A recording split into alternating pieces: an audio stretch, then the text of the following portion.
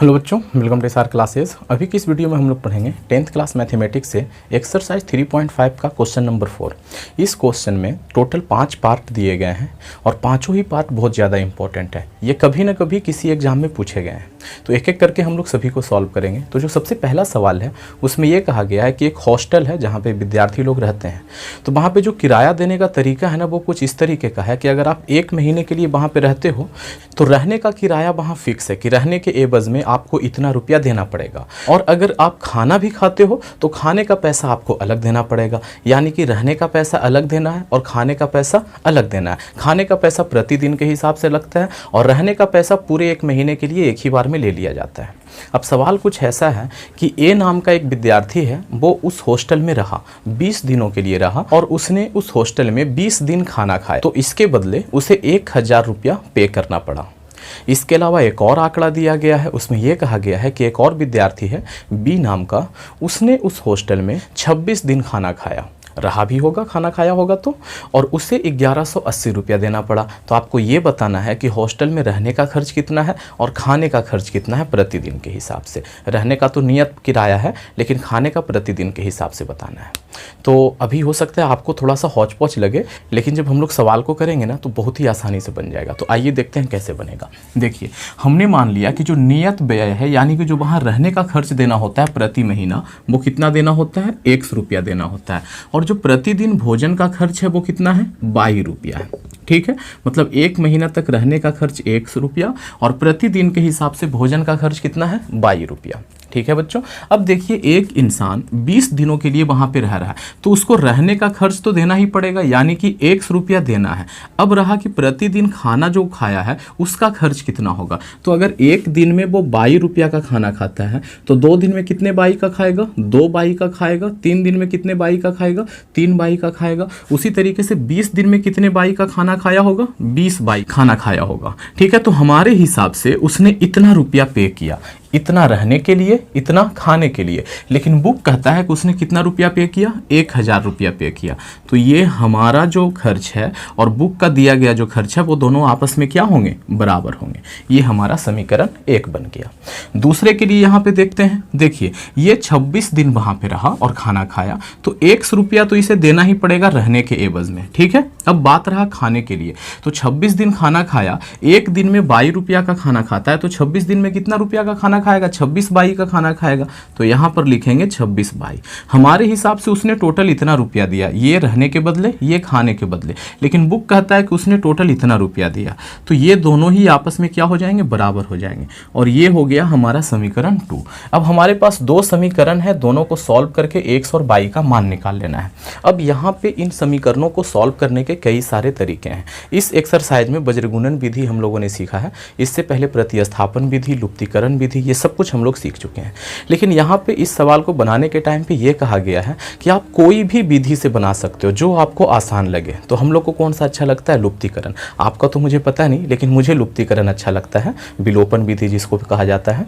तो मैं उसी से इसको सॉल्व करूंगा। आप लोग वज्रगुणन से भी कर सकते हो, कोई दिक्कत नहीं है, आंसर वही आएगा। मैं सिखा ही चुका हूँ कि किस तरीके से उसे किया जाता है। तो आइए हम लोग यहाँ पे विलोपन विधि से सॉल्व करते हैं इसको। तो देखिए, दोनों को अगर हम लोग सॉल्व करें तो यहाँ पे x है, यहाँ भी x है, दोनों के साइन एक जैसे हैं। माइनस करेंगे ना तो कैंसिल हो जाएगा। तो हम लोग क्या लिखेंगे कि समीकरण 1 - 2 से, समीकरण 1 क्या है बच्चों, यहाँ पे लिख देता हूँ कि x + 20y = 1000। और समीकरण 2 क्या है कि x + 26y = 1180। अब माइनस करने का बात हुआ है, तो माइनस करने के टाइम पे नीचे वालों का चिन्ह चेंज हो जाता है। तो ये प्लस और ये माइनस कैंसिल हो गया। माइनस में 26y है, प्लस में 20y है, तो माइनस में 6y बचेगा। यहाँ देखिए, 1180 में से 1000 घटेगा तो माइनस का 180 बचेगा। ये माइनस से माइनस चला गया और y = क्या हो जाएगा बच्चों, 180 / 6 यानी कि 30। तो y = आया है 30। अब इस y के मान को किसी भी समीकरण में रख देंगे, वहां से हमें a का मान प्राप्त हो जाएगा। समीकरण 1 में रखते हैं, लिखेंगे कि समीकरण 1 से क्या कहता है समीकरण 1, वो कहता है कि x + 20y, y की जगह पे कितना रखेंगे, 30 = कितना है बच्चों, 1000 रुपया है, यानी कि x प्लस 3 दूनी 6, तो 600 हो जाएगा, इक्वल टू कितना है 1000। तो x इज इक्वल टू कितना हो जाएगा, तो 1000 तो इस तरफ पहले से था, 600 इस तरफ जाएगा तो वो हो जाएगा माइनस में, यानी कि 400। अब आपने x किसे माना था कि नियत जो व्यय है वो है x, यानी कि 400 रुपया, और प्रतिदिन के हिसाब से जो खाना का खर्च है वो कितना है 22, यानी कि 30 रुपया। तो आप लोग फाइनली लिखोगे यहाँ पे एक बॉक्स बना करके कि नियत व्यय जो है वो कितना है, नियत व्यय हो गया हमारा 400 रुपया, और प्रतिदिन का खाने का जो खर्च है, प्रतिदिन खाने का खर्च वो कितना है बच्चों, वो हो जाएगा 30 रुपया। और आप इसे एक बॉक्स में इस तरीके से बंद कर सकते हैं। ये आपका आंसर हो गया। आप लोग इसका एक स्क्रीनशॉट ले सकते हैं, और अगर कहीं पे भी समझने में ज़रा सा दिक्कत हो तो आप लोग कमेंट करके ज़रूर पूछें। आइए बढ़ते हैं अगले सवाल की ओर। क्वेश्चन नंबर 4 का जो पार्ट सेकंड है उसमें यह कहा गया है कि एक भिन्न है। अब भिन्न में दो पार्ट होते हैं, एक होता है उसका अंश और दूसरा होता है हर। तो आपको सबसे पहले जब भी भिन्न से रिलेटेड कोई सवाल मिले ना, तो आपको अंश और हर मान लेना है अलग अलग। या तो आप भिन्न भी मान सकते हो कि माना कि भिन्न बराबर x/22, या तो दूसरा तरीका कि माना कि अंश बराबर x और हर बराबर 22, तो भिन्न बराबर आप इस तरीके से लिख सकते हो। ठीक है, अब देखिए पहले मैंने मान लिया कि अंश इतना है और हर इतना है, तो भिन्न कितना हो जाएगा, अंश बटे हर हो जाएगा। तो ये रहा भिन्न, और यही हमको निकालना है।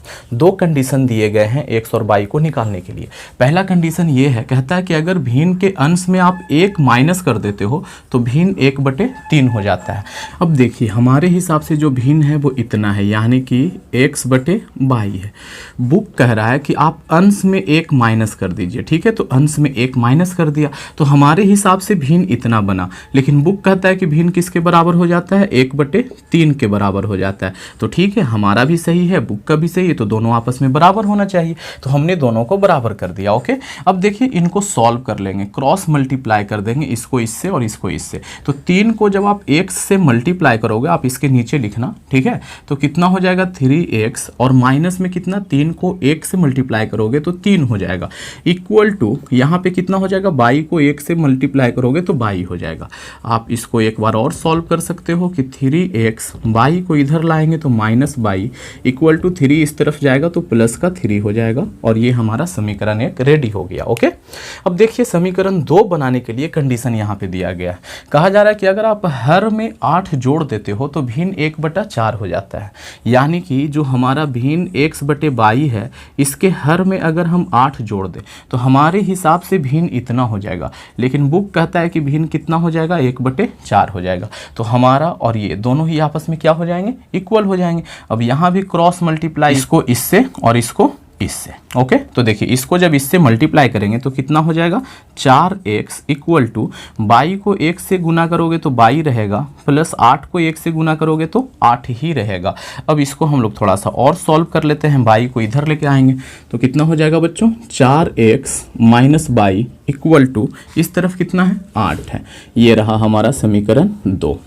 अब देखिए समीकरण 1 और समीकरण 2, इसमें 22 है, इसमें भी 22 है, दोनों सिंगल सिंगल 22 है, माइनस करेंगे कैंसिल हो जाएगा, क्योंकि इसमें भी माइनस में है, इसमें भी माइनस में है। तो यहाँ पे लिखेंगे, इसको सॉल्व करने का मैंने बहुत बार तरीका सिखाया है, तो मैं ये नहीं समझता हूँ कि आपको सॉल्व करना नहीं आता होगा। समीकरण 1 - 2 से समीकरण 1 क्या है बच्चों, 3x माइनस का 22 इक्वल टू क्या है, 3 है, और ये क्या है, 4x माइनस का 22 इक्वल टू कितना है, 8 है।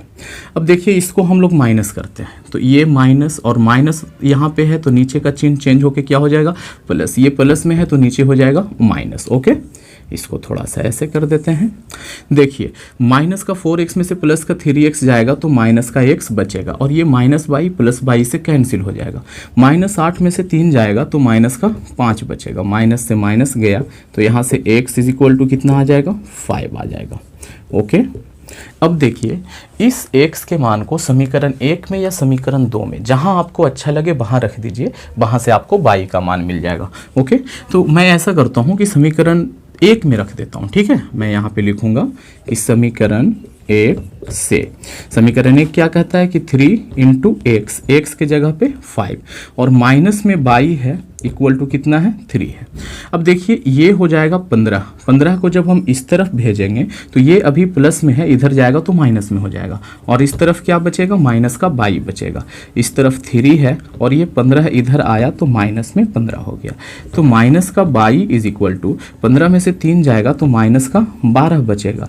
ये से ये कैंसिल हो गया तो 22 इज इक्वल टू प्लस का क्या बच गया, 12 बच गया। ओके अब देखिए फाइनली हम लोग लिखेंगे कि इसलिए भिन्न बराबर, जो हमें भिन्न निकालना था, x और y का मान नहीं निकालना है, तो भिन्न क्या है, x बटे y। तो हम लोग कह सकते हैं कि x का मान कितना आया बच्चों, 5 आया है, और y का मान कितना आया है, 12 आया है। तो हमारा भिन्न ये रहा, तो ये हो जाएगा हमारा फाइनल आंसर। आप लोग इसका स्क्रीनशॉट ले सकते हैं, समझ में ना आए तो कमेंट करके पूछ सकते हैं। चलिए हम लोग बढ़ते हैं अगले सवाल की ओर। तो क्वेश्चन नंबर 3 जो है वो ये कहता है कि यश नाम का एक लड़का था, वो कोई एग्ज़ाम देता है और उस एग्ज़ाम में जब भी वो कोई प्रश्न का सही जवाब देता है तो उसे 3 अंक मिलते हैं, और अगर किसी प्रश्न का गलत उत्तर दे देता है तो जो उसे अंक प्राप्त हुए हैं ना सही जवाब देने से, उसमें से 1 अंक माइनस कर लिया जाता है। तो ऐसा जब था कि सही उत्तर पर 3 अंक और गलत उत्तर पर 1 अंक माइनस किया जा रहा है, तो यश को 40 अंक मिले थे। ठीक है, तो हम लोगों को इस आंकड़े से पहला समीकरण बना देना है। एक और आंकड़ा दिया गया है, उसमें यह कहा गया है कि यदि यश को सही उत्तर देने पे 4 अंक मिलते और गलत उत्तर देने पे 2 अंक काट लिए जाते, तब उसे उस एग्जाम में 50 अंक प्राप्त होते। तो आप बताओ कि टोटल प्रश्नों की संख्या कितनी थी। तो आइए देखिए सवाल बनेगा कैसे। हमने माना कि यश ने जो भी प्रश्नों का उत्तर दिया, तो सही प्रश्न को जो उत्तर दिए ना वो कितने थे, x थे, और जो उसने गलत उत्तर दिए वो कितने थे, 22 थे। तो टोटल प्रश्नों की संख्या कितना हो जाएगा, जितना उसने सही दिया और जितना उसने गलत दिया, दोनों को जोड़ देंगे तो टोटल प्रश्नों की संख्या हो जाएगा। तो कुल प्रश्नों की संख्या x + 22 हो जाएगी, और यही हमें निकालना है। ओके, अब देखिए कंडीशन 1 में क्या कहा गया है। कंडीशन 1 में ये कहा गया है कि एक सही उत्तर पर उसे 3 अंक मिलते हैं। ठीक है, तो उसने एक से सही उत्तर दिया है तो कितने अंक मिलेंगे, देखो ध्यान से सीखना। एक सही उत्तर पे कितने अंक, 3 अंक। ठीक है, ओके, 2 सही उत्तर पर उसे कितने अंक मिलेंगे, 6 अंक मिलेंगे। 3 सही उत्तर पर उसे कितने अंक मिलेंगे, 9 अंक मिलेंगे। यानी कि एक सही उत्तर पे जितना अंक देना होता है, उसको जितने भी उसने सही उत्तर दिए हैं उससे गुना कर दीजिए, तो उसका प्राप्तांक पता चल जाएगा कि कितना मार्क्स उसे मिला है। तो देखिए उसने सही उत्तर कितने दिए, x का, और 1 पे उसे कितने अंक मिलते हैं, 3, तो कितना हो जाएगा, 3x हो जाएगा। अब देखिए ये तो रहा उसका सही उत्तर का, लेकिन अगर वो गलत उत्तर देता है तो एक गलत उत्तर के बदले 1 नंबर कट जाता है। तो 2 गलत उत्तर के बदले कितने नंबर कटेंगे, 2 नंबर। 3 गलत उत्तर के बदले कितने नंबर कटेंगे, 3 नंबर। तो 22 गलत उत्तर के बदले कितने नंबर कटेंगे, 22 नंबर। ठीक है, तो यहां से हम 22 को माइनस कर देते हैं, तो ऐसा करने पे उसे 40 अंक प्राप्त होते हैं। हमारा समीकरण रेडी हो गया। ओके, अब देखिए जो कंडीशन 2 है उसके अकॉर्डिंग ये कहा गया है कि यदि उसको सही उत्तर के बदले 4 अंक मिलते तो कुल अंक उसे कितना प्राप्त होता है। देखो 4x मिल जाता है सही उत्तर के बदले, और गलत उत्तर के बदले 2 अंक माइनस होते तो कितना माइनस हो जाएगा, 2/, तो ऐसा करने पे उसे 50 अंक प्राप्त होता। ओके, तो यहाँ पे कितना लिख दिया, 50 लिख दिया। अब देखिए यहाँ पे जहाँ तक मुझे लग रहा है कि 2 कॉमन है, हम कॉमन ले लेते हैं। 2 कॉमन लेंगे तो यहाँ से बचेगा 2x, यहाँ से बचेगा 22, और ये कितना है 50। ये से 50 कट गया 25 बार में, यानी कि 2x माइनस का 22 इक्वल टू 25, और ये रहा हमारा समीकरण 2। अब समीकरण 1 और समीकरण 2 बस इन दोनों को सॉल्व करना है। 22 यहाँ भी एक पीस है, यहाँ भी एक पीस है, दोनों ही माइनस साइन के साथ है, माइनस करेंगे कैंसिल हो जाएगा। तो बस इसे सॉल्व कर देते हैं और क्या, और यहाँ से प्रश्नों की संख्या पता चल जाएगी। तो हम लोग यहाँ पे लिखेंगे कि समीकरण 1 - 2 से, समीकरण 1 क्या है बच्चों, ये है 3x माइनस का 22 इक्वल टू 40, और समीकरण 2 क्या है, 2x माइनस का 22 इक्वल टू 25।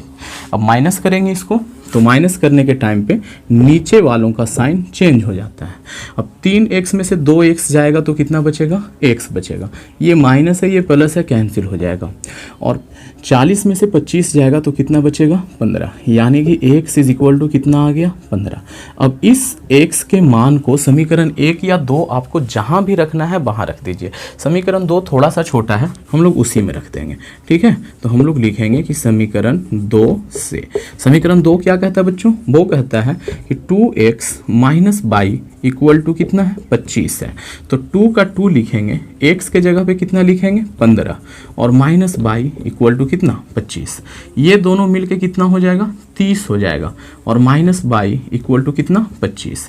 इसको उठा के इस तरफ करेंगे तो ये बचेगा माइनस बाई और इस तरफ पहले से कितना था 25 था, ये 30 इधर जाएगा तो माइनस का हो जाएगा क्योंकि इस तरफ प्लस में था।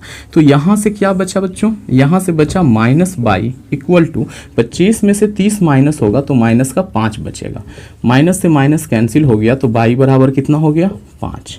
तो ये रहा जो उसने सही उत्तर दिए थे और ये रहा वो प्रश्न जो उसने गलत उत्तर दिए थे। तो टोटल प्रश्न कितने पूछे गए थे उससे 15 और 5 कितना 20 प्रश्न पूछे गए थे, जिसमें से उसने 15 के जवाब सही दिए और 5 के जवाब गलत दिए।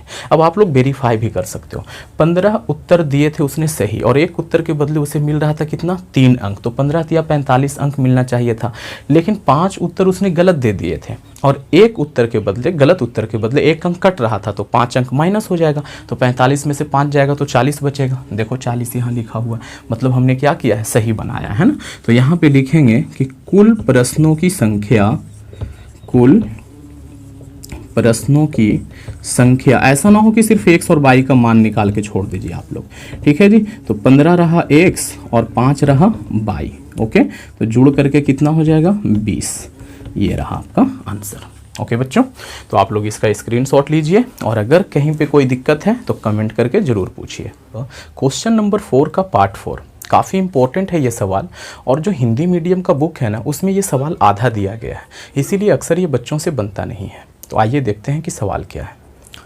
तो क्वेश्चन नंबर 4 में ये कहा गया है कि 2 पॉइंट है, एक पॉइंट का नाम है A और एक पॉइंट का नाम है B, दोनों के बीच का डिस्टेंस 100 मीटर दिया गया है, ठीक है। मैं यहाँ पे लिख के समझाता हूँ। मान लीजिए कि ये पॉइंट है, इसका नाम है A और ये पॉइंट है, इसका नाम है B। तो दोनों के बीच का जो डिस्टेंस है ना वो कितना दिया गया है, ये दोनों के बीच का दूरी कहा गया है कि ये 100 किलोमीटर है। फिर ये कहा गया है कि यहाँ से एक गाड़ी चलती है इस तरफ और यहाँ से एक गाड़ी चलती है वो भी इसी तरफ चलती है। कहा यह गया है कि दोनों अगर एक ही दिशा में चलना स्टार्ट करे, यानी कि ये गाड़ी इधर चल रही है तो यहाँ से चलने वाली गाड़ी भी इधर ही चल रही है, तो दोनों 5 घंटे के बाद एक स्थान पे जाके मिल जाते हैं।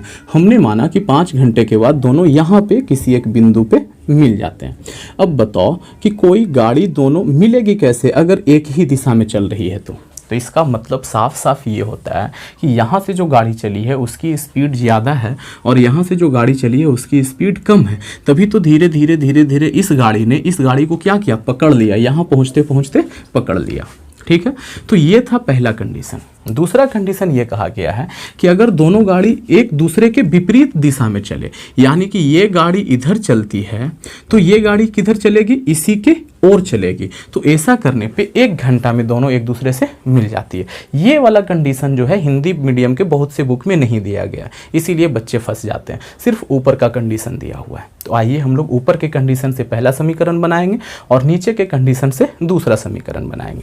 तो हम लोग मान लेते हैं कि यहाँ से जो गाड़ी चली है ए कार की चाल, हम लोग कार मान लेते हैं, ए जो कार है उसकी चाल हम लोग मान लिए कि वो कितना है x किलोमीटर प्रति घंटा है, तथा बी कार की चाल उसको हम लोग मान लेते हैं 22 किलोमीटर प्रति घंटा। ओके, तो अब इस सवाल को बनाने के लिए हम लोग फिजिक्स का एक फॉर्मूला इस्तेमाल करने वाले हैं। वो फॉर्मूला होता है चाल इज इक्वल टू दूरी और बटे में क्या होता है समय। ओके, अगर हम ए कार के लिए बात करें, यहाँ पे लिखते हैं ए कार के लिए, तो ए कार का चाल कितना है बच्चों, x किलोमीटर प्रति घंटा। वो दूरी कितना तय करता है, तो यहाँ से ए से चलना स्टार्ट करता है और कहाँ पहुँचती है P पे, तो कितना हो जाएगा, दूरी हो जाएगा A से P, और उसे समय कितना लगता है वहाँ पहुँचने में, 5 घंटा लगता है। ओके, अब देखिए इसको हम लोग थोड़ा सा और चेंज कर सकते हैं। A से P को क्या लिख सकते हैं, A से B और प्लस में B से P, ऐसा लिख सकते हैं क्या, यानी कि A से B और प्लस में B से क्या हो जाएगा, P, और डिवाइडेड बाई कितना है ना। अभी भी A से लेके P तक की दूरी को ही हमने लिखा है, बस इसे 2 हिस्से में तोड़ दिया है। तोड़ने से फ़ायदा क्या हुआ, फ़ायदा ये हुआ कि x is equal to A B का मान दिया हुआ है, कितना दिया हुआ है, 100, और प्लस में ये क्या हो जाएगा, B से P, और डिवाइडेड बाई कितना है, 5। आप चाहो तो इसको इस तरफ गुना कर सकते हो, ठीक है, और चाहो तो इसको ऐसे ही छोड़ सकते हो। तो मैं क्या करता हूँ कि मैं इसे गुना कर ही देता हूँ। तो ये कितना हो जाएगा, 5x इक्वल टू, इस तरफ क्या बचेगा, 100 प्लस में BP। आप इसको थोड़ी देर के लिए समीकरण 1 मान लो। ओके, अब देखिए कार B के लिए बात करते हैं। कार B के लिए, तो कार B के लिए क्या हो जाएगा, यही फॉर्मूला लगाएंगे, चाल इज इक्वल टू दूरी बटे समय। चाल कितना है, 22 किलोमीटर प्रति घंटा। दूरी कितना, यहाँ से यहाँ तक पहुँचने में इसे कितना ये लगा, कितना दूरी चलना पड़ा, तो ये देखिए इतना ही दूर तो ये चला है, यानी कि B से P तक, तो हम लोगों ने लिख दिया BP। और वहाँ तक पहुँचने में समय कितना लगा, तो इसे भी यहाँ पहुँचने में 5 ही घंटा लगता है, और इसे भी यहाँ से यहाँ पहुँचने में 5 ही घंटा लगता है, तो यहाँ पे बटे में 5 हो गया। अब देखिए इसको हम लोग क्रॉस मल्टीप्लाई कर सकते हैं। इसके नीचे 1 है, तो 5 को 22 से गुना करेंगे तो 5 22 हो जाएगा, और BP को 1 से गुना करेंगे तो यहाँ से क्या हो जाएगा, BP हो जाएगा। तो BP के इस मान को हम लोग समीकरण 1 में रख देते हैं, ठीक है। तो कितना हो जाएगा बच्चों, यहाँ से 5x इज इक्वल टू 100, और प्लस में BP के जगह पर क्या रखेंगे, 5 22 रखेंगे, ठीक है। और यहाँ पे आप लोग लिखोगे कि BP का मान समीकरण 1 में रखने पे। ओके, अब आप इसे इस तरफ ले आओ, तो 5x और 5 22 इधर आएगा तो माइनस में हो जाएगा, इक्वल टू क्या है बच्चों, 100। ओके, अब देखिए 5 कॉमन है सभी में, तो 5 से दोनों तरफ भाग लगाने पे मैं यहाँ पे लिख देता हूँ कि 5 से दोनों तरफ भाग लगाने पर क्या हो जाएगा बच्चों, देखिए 5 से इसमें भाग लगेगा तो यहाँ सिर्फ x बचेगा, माइनस 5 से इसमें भाग लगेगा तो यहाँ सिर्फ 22 बचेगा, और इसमें जब 5 से भाग लगेगा तो यहाँ बचेगा 20। ये हमारा समीकरण 1 जो है वो रेडी हो गया, ठीक है। ये कब हुआ, जो यहाँ दोनों एक ही तरफ गाड़ी चल रही थी उसके अकॉर्डिंग हमने ये समीकरण बना लिया। अब देखिए जो दूसरा कंडीशन जो हिंदी वाले बुक में नहीं दिया गया है किसी किसी बुक में, वो ये है कि अगर ये गाड़ी इधर चले और ये गाड़ी इधर चले तो दोनों एक ही घंटे में एक दूसरे से मिल जाते हैं। हमने माना कि कोई एक बिंदु है यहाँ पे Q, वहाँ पे जा करके मिल जाती है ये गाड़ियाँ। ओके, तो इसके लिए अगर हम लोग करें समीकरण बनाना चाहें तो कैसे बनेगा, तो यहाँ लिखता हूँ कंडीशन सेकेंड कंडीशन में अगर हम लोग बात करें तो किसके लिए बात करते हैं, कार A के लिए। अगर हम कार A के लिए सेकंड कंडीशन बात करें तो यहाँ भी यही फॉर्मूला लगाएंगे, चाल इज इक्वल टू दूरी बटे समय, ठीक है।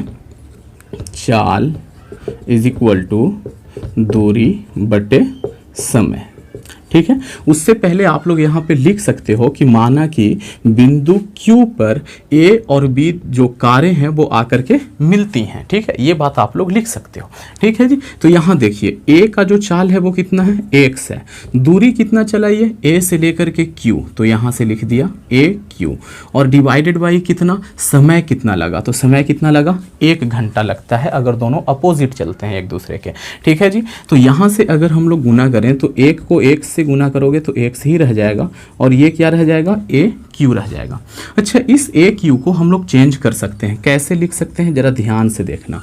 A से Q लिखना है तो इसको हम ऐसे लिख सकते हैं क्या कि A से B ले लेते हैं और उसमें से B से Q को माइनस कर देते हैं। देखो यहाँ ध्यान से देखना कि A से B लिख दिया और इसमें B से Q को माइनस कर दिया तो क्या AQ नहीं बच जाएगा। देखिए A से B, यहाँ A है और यहाँ क्या है, B है, ठीक है। बीच में कहीं पे Q है, हमें इसके बारे में लिखना है, तो हम A से B का लंबाई टोटल लिख देते हैं और उसमें से ये वाला लंबाई को माइनस कर देते हैं, हटा देते हैं, ठीक है। तो देखिए A से Q बच गया ना, तो वही वाला चीज़ तो है कि A से B लिख दिया और उसमें से B से Q को माइनस कर दिया, ओके।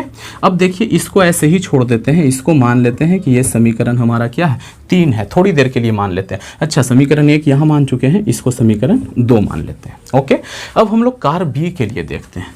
यहाँ पे लिखते हैं कि कार बी के लिए, तो कार बी के लिए क्या हो जाएगा, चाल इज इक्वल टू दूरी बटे समय। चाल कितना है कार बी का, 22 है। दूरी कितना है, ये कार जो है यहाँ से यहाँ तक पहुँचती है, तो दूरी क्या है, बी क्यू है। और इसको समय कितना लगा है, 1 ही घंटा लगा है इसको भी। तो यहाँ से हम लोग कह सकते हैं कि 22 इज इक्वल टू क्या हो जाएगा, बी क्यू हो जाएगा। अब देखिए बी क्यू का मान आपको पता चल गया कि कितना है, 22 है। तो बी क्यू के इस मान को आप समीकरण 3 में रख सकते हो। आप लोग इसका एक स्क्रीनशॉट ले लीजिए, फिर मैं यहाँ पे इसे रब कर करके आगे सवाल को कंप्लीट करता हूँ। ओके, तो देखिए इसे मैंने रब कर दिया और यहाँ से लिखते हैं कि बी क्यू का मान समीकरण 3 में रखने पर, यहाँ लिखें कि बी क्यू का मान समीकरण 3 में रखने पर क्या हो जाएगा बच्चों, समीकरण 3 क्या है, x इज इक्वल टू क्या है, ए बी, तो लिख दिया ए बी, और माइनस में क्या है, बी क्यू, और बी क्यू की जगह पर हम लोग क्या लिख सकते हैं, 22 लिख सकते हैं, लिख दिया 22। इसको उठा के इधर करेंगे तो x माइनस वाला 22 इधर आएगा तो क्या हो जाएगा, प्लस हो जाएगा। और ये ए बी क्या है, तो ए से बी का दूरी है, ये हमको पता है कितना है, 100 किलोमीटर है, तो इसके जगह पर क्या लिख सकते हैं, 100। और ये रहा हमारा समीकरण 4। अब समीकरण 2 और समीकरण 4 को सॉल्व कर देंगे, यहाँ से हमें x मिल जाएगा और साथ ही साथ 22 मिल जाएगा। ओके, तो ये देखिए लिखेंगे कि समीकरण 3 और प्लस 4 से, ठीक है, समीकरण 3 कितना है, x minus 22 is equal to 20 है, और ये कितना है, x प्लस 22 इक्वल टू 100 है। सॉल्व करेंगे तो ये कट जाएगा, ये कितना हो जाएगा, 2x इज इक्वल टू 100 और 20 को जोड़ोगे तो 120 हो जाएगा। तो x इज इक्वल टू कितना हो जाएगा, 120 बटे 2 यानी कि 60। तो यहाँ से x इज इक्वल टू कितना आ गया, 60। अब x के इस मान को समीकरण 3 में 4 में जहाँ रखना है वहाँ रख दीजिए, वहाँ से आपको क्या मिल जाएगा, 22 का मान मिल जाएगा। ठीक है, तो मैं यहाँ पे लिखता हूँ कि समीकरण, ये चल क्यों नहीं रहा है, समीकरण 4 से, समीकरण 4 क्या है बच्चों, कहाँ पे लिखा है मैंने, यहाँ पे लिखा हुआ है कि x प्लस 22 इक्वल टू 100 है। ठीक है, x के जगह पे लिखेंगे 60 और प्लस में 22 इक्वल टू 100। तो यहाँ से 22 इज इक्वल टू कितना हो जाएगा, 100 माइनस 60 यानी कि 40। तो हम लोग को ये पता चल गया कि जो A से गाड़ी चली थी उसकी चाल कितनी थी, 60 किलोमीटर प्रति घंटा, और जो B से गाड़ी चली थी उसकी चाल कितनी थी, 40 किलोमीटर प्रति घंटा। ठीक है, तो आप लोग फाइनली नीचे लिख दोगे यहाँ पे बॉक्स बना करके कि A से चलने वाली कार की चाल कितना है, 60 किलोमीटर प्रति घंटा, और B से चलने वाली कार की चाल कितना है, 40 किलोमीटर प्रति घंटा। ओके, उम्मीद करता हूँ कि आप लोगों को ये चीज़ समझ में आया होगा। अगर कहीं पे दिक्कत है तो आप लोग इस वीडियो को फिर से देख सकते हैं, और अगर फिर भी कोई दिक्कत रह जाता है तो आप कमेंट करके ज़रूर पूछिए। तो आइए अब हम लोग बढ़ते हैं अगले सवाल की ओर। तो इस एक्सरसाइज का जो सबसे अंतिम सवाल है वो ये है कि एक आयत है जिसकी लंबाई और चौड़ाई दोनों ही हमें पता नहीं है, लेकिन लंबाई और चौड़ाई में अगर हम कुछ कमी बेसी करें तो उसके क्षेत्रफल में क्या प्रभाव पड़ेगा ये हमें पता है। तो इस प्रभाव के आधार पे हमें लंबाई और चौड़ाई का मान निकालना है कि लंबाई कितना है और चौड़ाई कितना है। सवाल को बनाते हैं, बिल्कुल समझ में आ जाएगा। तो देखिए सवाल ये कहता है कि एक आयत है जिसकी लंबाई चौड़ाई आपको पता नहीं है। तो हमने क्या किया कि मान लिया कि आयत की लंबाई x मीटर है और आयत की चौड़ाई कितना है, 22 मीटर। मीटर ना बोल करके यहाँ पर इकाई बोलते हैं क्योंकि सारा का सारा कुछ इकाई में दिया हुआ है। तो ये हमने मान लिया। तो इसका क्षेत्रफल कितना हो जाएगा, तो आयत का क्षेत्रफल क्या होता है, लंबाई गुने चौड़ाई। ठीक है, तो कितना हो जाएगा, x बाई हो जाएगा, है ना, ये रहा लंबाई, ये रहा चौड़ाई। ओके, अब कहता है कि यदि इस आयत की लंबाई को 5 इकाई कम कर दिया जाए और चौड़ाई को 3 इकाई से बढ़ा दिया जाए तो इसका जो क्षेत्रफल है वो पुराने क्षेत्रफल से 9 वर्ग इकाई कम जाता है। ठीक है, तो सबसे पहले हम लोगों को अगर नया क्षेत्रफल निकालना है तो नया लंबाई पता होना चाहिए, नया चौड़ाई पता होना चाहिए। ठीक है, नया लंबाई क्या, 5 इकाई कम करने के बाद नया लंबाई कितना होगा। तो अगर अगर कोई चीज पहले से 20 रहे, अगर इसमें से 5 कम करना है तो वो कितना हो जाएगा, 15 हो जाएगा। ठीक है, यानी कि पहले वाले चीज में से 5 माइनस कर देने से हमें क्या पता चल जाता है कि 5 कम होने पे कितना होगा। तो पहले से लंबाई x था तो 5 कम करने पे कितना हो जाएगा, x माइनस 5 इकाई हो जाएगा। पहले से चौड़ाई इसका 22 था, 3 इकाई बढ़ाना है तो ये कितना हो जाएगा, 22 प्लस 3 हो जाएगा। तो नया क्षेत्रफल कितना हो जाएगा बच्चों, तो ये रहा लंबाई और गुने में ये रहा चौड़ाई। ओके, तो इसको जरा सा गुना कर देते हैं। x और y का गुना होगा तो xy हो जाएगा, x का 3 के साथ गुना होगा तो 3x हो जाएगा। 5 को y के साथ करेंगे तो माइनस का 5y, प्लस माइनस मिलकर माइनस 5 को 3 से करेंगे तो कितना हो जाएगा, 15 हो जाएगा। तो नया जो क्षेत्रफल निकला है वो ये निकला है। और प्रश्न कहता है कि ये जो नया क्षेत्रफल है वो पुराने क्षेत्रफल से 9 वर्ग इकाई कम है, यानी कि ये कम है ये ज्यादा है। तो देखो ये रहा पुराना वाला और ये रहा नया वाला। नया वाला कितना है जी, बढ़िया से जरा लिख देते हैं। ठीक है, ये 9 वर्ग इकाई कम है, ये 9 वर्ग इकाई ज्यादा है। हम चाहते हैं कि दोनों बराबर हो जाए। तो बराबर कब होगा, जब हम कम वाले में जितना वो कम है उतना उसमें और जोड़ दें तो फिर दोनों क्या हो जाएगा, बराबर हो जाएगा। ये 9 कम है तो इसमें 9 क्या कर दे रहे हैं, ऐड कर दे रहे हैं। अब ये दोनों ही क्या हो गए, बराबर हो गए। ये से ये हो गया कैंसिल, तो इस तरफ क्या बचा 0, इधर क्या बचा, इधर बचा 3x माइनस का 5y। और ये देखिए 15 में से 9 जाएगा तो माइनस का कितना बचेगा, 6 बचेगा। और इस 6 को अगर हम इधर लिखें तो ये क्या हो जाएगा, प्लस का 6 हो जाएगा। और इस तरफ क्या है 3x माइनस का 5y। इसको हम थोड़ा सा पलट के लिख दें, इसको पहले लिख दें और 6 को बाद में, तो कोई फर्क नहीं पड़ेगा। तो ये रहा हमारा समीकरण 1 जो कि हमने पहले कंडीशन के मुताबिक निकाल लिया।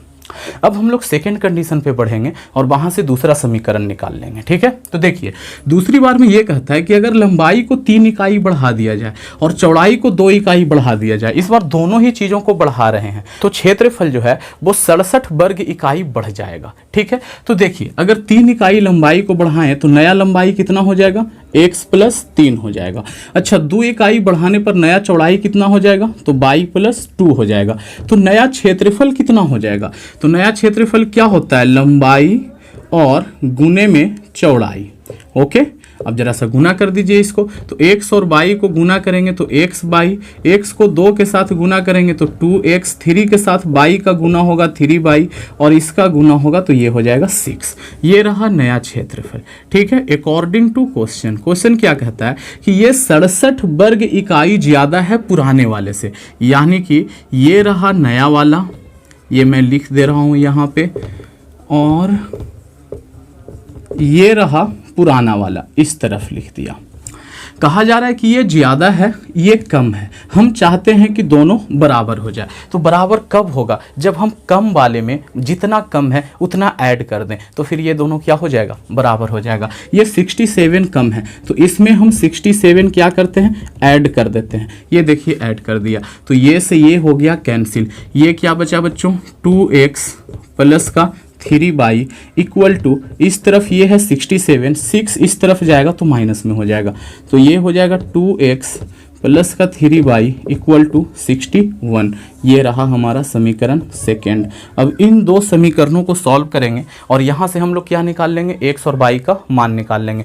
अब देखो ये वाला चीज़ यहाँ पे किसको बराबर करें, y को बराबर करें। y यहाँ पे 5 पीस है, यहाँ पे y कितना पीस है, 3 पीस है, तो 15 पे जाके दोनों बराबर हो जाएगा। ये सब हम लोग सॉल्व करना जानते हैं। तो इसको 3 से गुना कर देते हैं और इसको 5 से गुना कर देते हैं, जोड़ेंगे तो y क्या हो जाएगा, कैंसिल हो जाएगा। तो आप लोग इतने का स्क्रीनशॉट लीजिए और फिर हम लोग बढ़ते हैं थोड़ा सा और आगे और इस सवाल को पूरा का पूरा सॉल्व कर देते हैं। तो इसे मैंने किया रब और इसके बाद यहाँ पे हम लोग सारा काम करेंगे। ठीक है बच्चों, तो देखिए जो भी हमने लिखा है उसी के अकॉर्डिंग करेंगे। क्या करेंगे, देखिए समीकरण 1 में हमने कितना से गुना किया है, 3 से, तो लिखेंगे कि समीकरण 1 गुने 3 और प्लस 2 और गुने कितना 5। ठीक है, अब समीकरण 1 में 3 से गुना कीजिए तो ये कितना हो जाएगा, 9x माइनस का 15y इक्वल टू ये कितना हो जाएगा, 6 18। समीकरण 2 में 5 से गुना करना है तो कितना हो जाएगा, 10x माइनस का, माइनस नहीं प्लस का कितना 15y इक्वल टू, इसमें 5 से गुना होगा तो 5 इकाई 5 और 6 5 कितना होता है 30 होता है।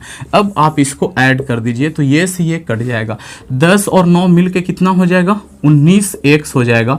और ये कितना 8 और 5 13 का 3 हाथ में 1 1 1 2 हो जाएगा, ये हो जाएगा 323।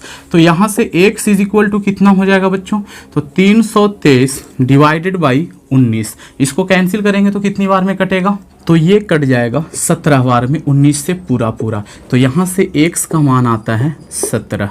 ओके, अब देखिए इस x के मान को समीकरण 1 या 2 जहाँ मर्जी वहाँ रखिए, वहाँ से हमें y का मान मिल जाएगा। मैं समीकरण 1 में रखता हूँ, यहाँ पे लिखता हूँ कि समीकरण 1 से, समीकरण 1 क्या है बच्चों, वो है 3 इंटू एक्स, एक्स के जगह पे क्या रखेंगे 17 और माइनस का कितना है 5 बाई इक्वल टू क्या है 6। 17 तिया 51 होता है, लिख दिया, माइनस का 5 बाई इक्वल टू 6। ये 5 बाई को इधर रहने दो, इस तरफ 6 है, ये इधर जाएगा तो माइनस का 51 हो जाएगा। तो देखिए माइनस का 5 बाई 51 में से 6 जाएगा तो कितना बचेगा 45 बचेगा, लेकिन किस में माइनस में, ये से ये चला गया तो बाई इज इक्वल टू 45 और बटे में 5 कितनी बार में गया 9 बार में गया। तो बाई जो है वो क्या था, ये चौड़ाई था, और एक्स जो है वो क्या था, वो लंबाई था। तो हम लोग कहेंगे कि अतः आयत की लंबाई बराबर कितना है, आप लोग फाइनली एक बॉक्स बना करके लिखोगे कि लंबाई बराबर 17 इकाई है और चौड़ाई बराबर कितना है बच्चों, अभी हमने बाई निकाला वही तो हमारा चौड़ाई है, कितना है 9 इकाई है। तो इस तरीके से ये पूरा का पूरा एक्सरसाइज जो है वो हमारा फिनिश होता है। आप लोग इसका भी स्क्रीनशॉट ले लीजिए, और अगर कहीं पे कोई दिक्कत है, ज़रा सा भी समझने में ज़रा सा भी प्रॉब्लम है, तो आप लोग कमेंट करके ज़रूर पूछ सकते हैं। अगर वीडियो अच्छा लगा है तो इसे एक लाइक करें, दोस्तों में शेयर करें, चैनल को सब्सक्राइब करना चाहें तो वो भी कर सकते हैं, और अगर चैनल को आप सब्सक्राइब करते हो तो बेल आइकन ज़रूर दबा लेना। Thank you, thanks for watching. बने रहिए सार क्लास के साथ।